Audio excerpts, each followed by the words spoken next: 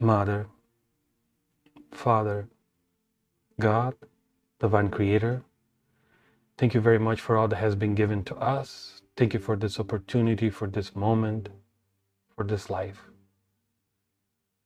And despite the challenges we might be facing, may we have a few moments today to reflect, to think about all the things that work in our life, all the things that sustain our life.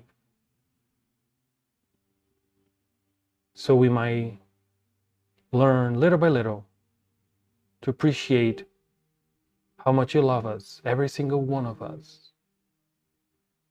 A soul, spirit, created by you long time ago. And in a journey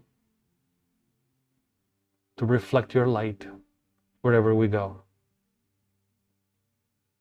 Don't let us be distracted by the shadows that sometimes visit us. And give us the strength and courage to look forward to the light we'll become.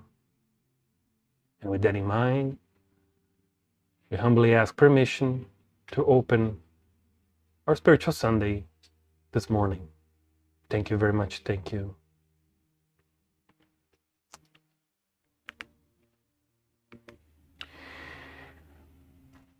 Okie dokie. So for us to talk today, we got chapter 24 of the Gospel according to Spiritism, which is do not hide the light under the bushel. This is where Kardec discusses a few teachings that are sort of not the same, but are very important, right, to the practice of Spiritism, right, or the Gospel in general, right, so the Christianity in general, right. One of them is like, if you ever try to get in contact with the Gospel, right, you notice that Jesus spoke to us 2,000 years ago in two parables. So there's the parables, and in a way, there's always been this discussion why Jesus used so much parables, why he said, like, you know, why he used those languages, that language, right? And Kardec discussed this a little bit today in this chapter where it says, here's the thing, I don't know about you, but as we navigate through life, teachings will come and go in importance in our life, right? Maybe like there's something that you find beautiful at a certain age, and you get older, you get a little more mature, and that thing's not beautiful anymore. Or you read a book. I mean, I've read the Spirit's book so many times because I of course, you know, it's part of my work to facilitate the study groups, right? And I'm telling you that every time I read, I feel it different. I get a different perspective. I look at it and I reflect to my own life, and I think that becomes like a mirror, and I get different ideas, right, of what spirituality is. And sometimes, depending on what's going on in your life, 1 year can make a big difference. Sometimes you revisit a teaching, a memory, an experience you had in your life, and you see it with different lenses, with different light, right? One thing you might have happened to you, I don't know, has happened to me quite a few times. I have had things in my life that I thought were bad, right, when I was going through, right, an experience, something that happened, and I was frustrated because that thing didn't happen maybe, and I thought it was very bad.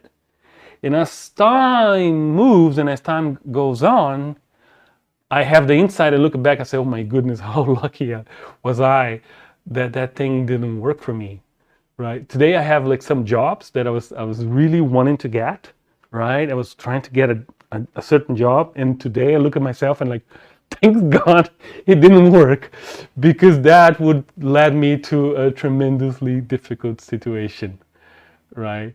But it takes time until you learn those things, until you look back. So this is just one life, right? This is just you 10 years from now, right? I'm pretty sure we will be different 10 years from now. And some of us will grow a lot, some of us not so much, but we will be different, right? We'll have different experience. We have so that's why when you think about this in one life, imagine Jesus giving teachings 2,000 years ago with a completely different setup, socially, technologically, educational. I mean, we are now, compared to people that listened to his words 2,000 years ago, we are geniuses. No matter how much you think you are not a genius, well, what do you know about science, about nature today? The average person know is like infinite more than people knew back then 2,000 years ago. If you just know math, you might think you don't know much math, but the math you know today is exponentially more than people at the time. So he had to write or give those teachings to survive time. And that's why he used the parables, right? And here comes the teaching for us. Do we have something to learn on that? And that was the thought I had earlier today. And it's still coming back right now, is when we communicate spirituality to the people around us, right? Sometimes we have this thing about Spiritism, right? Spiritism, we think we might be wrong. We might be wrong. I'm going to give it that to you. But we might be right. Like, for instance, we think we're not going to die. We think our spirits will survive our bodies, right? So which means when we die, it's just going to be a transition. The mind will continue. Just the way it is right now, we'll keep living. Different sensorial system, there's going to be a difference, of course, because the body is no longer there. But the mind continues living. We believe that this is not our only life. We believe this is just one of our experiences. We have had many, many before. And we will have way more maybe later, as many as we need to fulfill our growth. Right? We believe in God. We believe that God is this intelligence that's an amazing, we cannot understand it, but we can feel it in our hearts, right? So all those beliefs, right? And sometimes when we are touched by those beliefs, we connect with them. Like I connect with them, right? To me, they make sense. When we do the studies, we find a lot of evidence. Science is not there yet, but there's a lot of evidence that points to that direction. I think eventually they're going to get there. But how do we use that knowledge? We have to be careful. Like, for instance, reincarnation, the fact that we live more than one life, explains a lot of things in our daily life, but a significant number of people resist that idea. A significant amount of people don't believe that you have one life, you're created by God. Even religious people, right? And materialists think that once it's over, it's over. Once the brain is over, it's over. So we have to be careful sometimes. Let's say we are right, and it is true that reincarnation is the way life is, and you don't die. Let's say we're right. This is the way nature is. How we sometimes communicate that to non-believers or people that don't accept that? Sometimes don't we use that as a weapon? I sometimes do this. My kids, they have to put up with that. You know, what did you do in past? Keep guessing their past lives when they're not organized and they do the stuff. I have theories about their past lives. Not me, right? Not blaming me. Blame somebody else in the past, right? Or what's going to happen in a future life if you don't build it right. Nice, but sometimes we use the knowledge as a little bit of a tool of scaring people, right? The same way Christians tend to use heaven and hell, even hell, as a scary tactic, right? Because hell is supposed to scare us to be good. It just doesn't work. Because I think the way we communicate the lessons, I think we should learn a little bit about those lessons as well. Even if you're right, even if you have the proper information, the way the world truly is, when we communicate to people that don't understand, if we don't communicate with compassion, if we don't communicate ideally, perfectly would be with love, right? But at least empathy, right? We run the risk of scaring and creating the negative emotions in others. Right? Knowledge is not necessarily what's going to save us. This is one of the most important things. Kardec emphasized so much the importance of educating ourselves, right? Seeking to feel our ability to understand life, right? Studying our religion, studying science, and studying everything. Knowledge is a treasure we carry with. Nobody can take it from us, right? Once you know something, nobody can take it from you. It's your treasure. But the greatest commandment in Christianity is not be a know-it-all. It's love thy neighbor as yourself. So the way we deal with one another, the way we love, or the way we develop connections with our brothers and sisters and with ourselves is truly the lever to a spiritual growth, not the knowledge. If you have all the knowledge there is, that's great. That's great. But it's not the end goal. That knowledge should leverage you to become a loving being. And that's the end goal. That's the end goal. Right? So, especially for us Spiritists living in a society that really, right now, pushes away spirituality for so many reasons, right? So, graduating the language and speaking in a way that you can relate to the people you're connecting to, it's a great tool, right? Sometimes you don't need to tell the truth exactly how it is. You can tell the truth in pieces. You can deliver it in such a way that you won't hurt the person you're talking to, right? That's a great message, right? It's okay to graduate the way we are going to communicate. Now comes the opposite. What if we know all this, but we zip and we don't tell anybody? I know, let's say we're right. Let's say we know about reincarnation, God, spiritual life, all those things. And we know in our hearts that that's the way it is. And it is. We'll say we're right. And when we interact with our families, friends, community, everybody else, right? Well, it's not easy to talk about them. First, they aren't going to accept it, right? And it's a little bit of work we just discussed to graduate the way we communicate it. So it's typical for us sometimes to think about, not my problem. That's the other part of the problem. See, that's why Christianity and spirituality in general always brings us to the balance, to the equilibrium, to being in a place where you are the most useful. Because if you do too much, the weapon is not good. But if you don't do at all, if you simply zip about spirituality, are you being loving? Are you being compassionate? Something you could say, right? Sometimes again, they don't want to hear. They don't want to listen to anything. You know what comes to my mind when I think about that? I'm going to tell you something that comes to my intuition. I might be wrong, right? But this is how I feel. Sometimes I think like this. I know about spirituality, about reincarnation, all those things, right? And I have lots of friends that don't talk about that. They're not spiritualized, right? They don't believe this thing, right? But they're my friends. So there are people that I like So what's going to happen to us, right? If I'm right, if we don't die, then we don't die. Those friends, those people, or my family members, all those people, right? They're not going to die like me. And we will meet in the afterlife, which is natural. What do you think your friends will tell you in the afterlife if you are right? If you knew all that, but you never shared? What you're going to hear from them?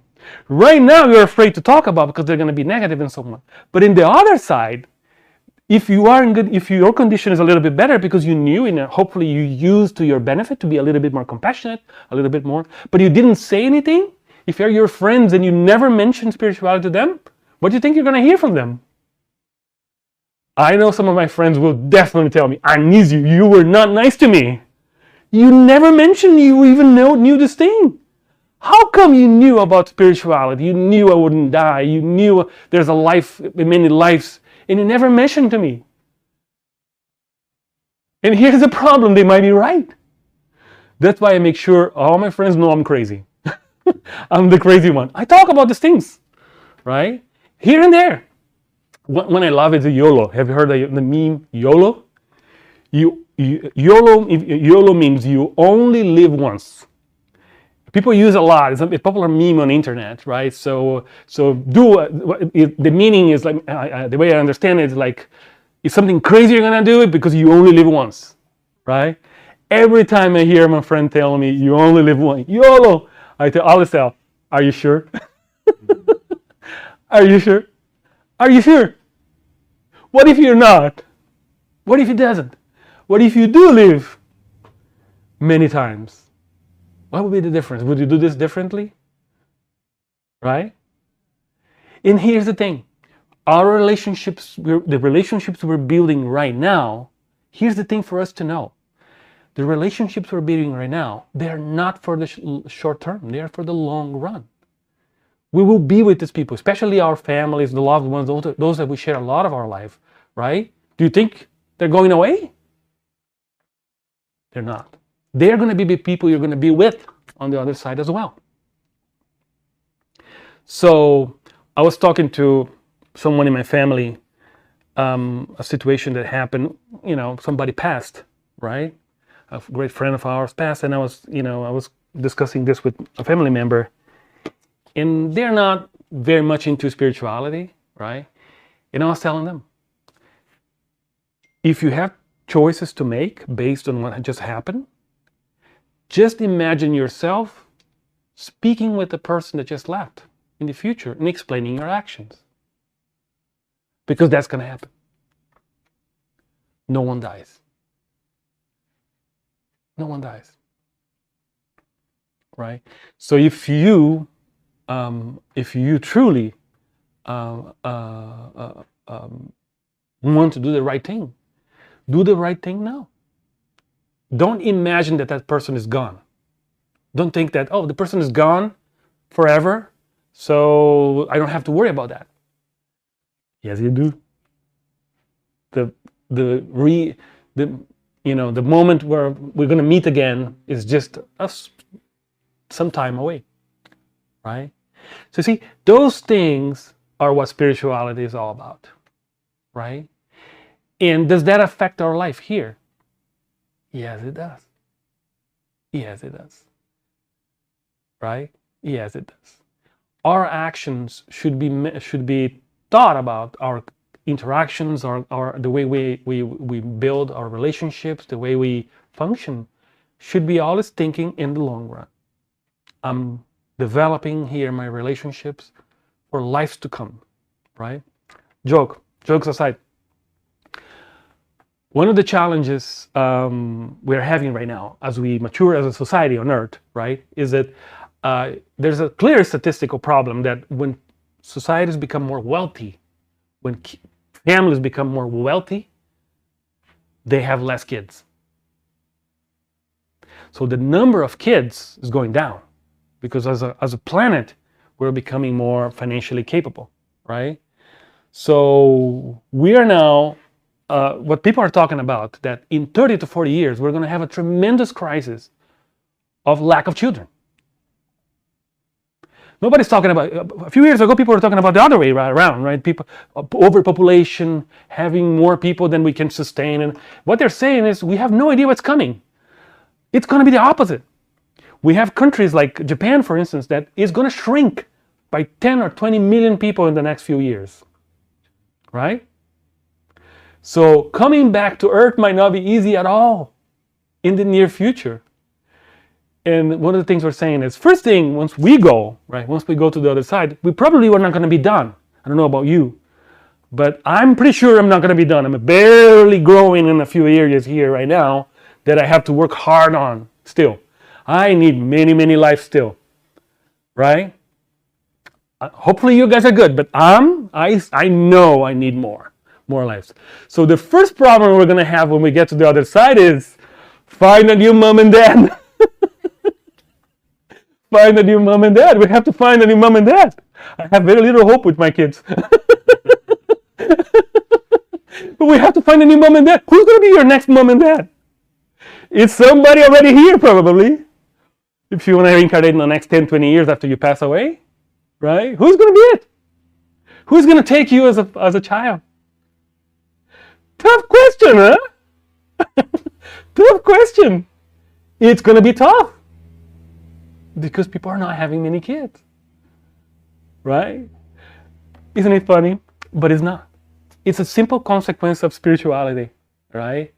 That we are building relationships through the longer run, right? And that values a lot right now. I think we should really put a lot of value in those that gave us life, this life, right? Gave this opportunity to us, this life. Even if we don't have like great relationships with them, and even if we had challenges, at least, so we were able to get the opportunity of the flesh, right? So we should value that a lot, right?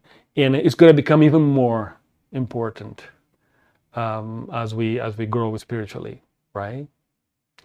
See how this affects our life and everything, everywhere. So awareness of spirituality is, I think, the main thing about this chapter. Although there's other parts of the chapter that I'm not going to touch, right? This was kind of the idea we ended up focusing for today. But I think it gives us a lot of interesting ideas to ruminate, to think about, to keep in our mind, and how important spirituality is truly, not just when we're thinking about it, but every day. Okay? With that in mind, we're going to move to the passes now.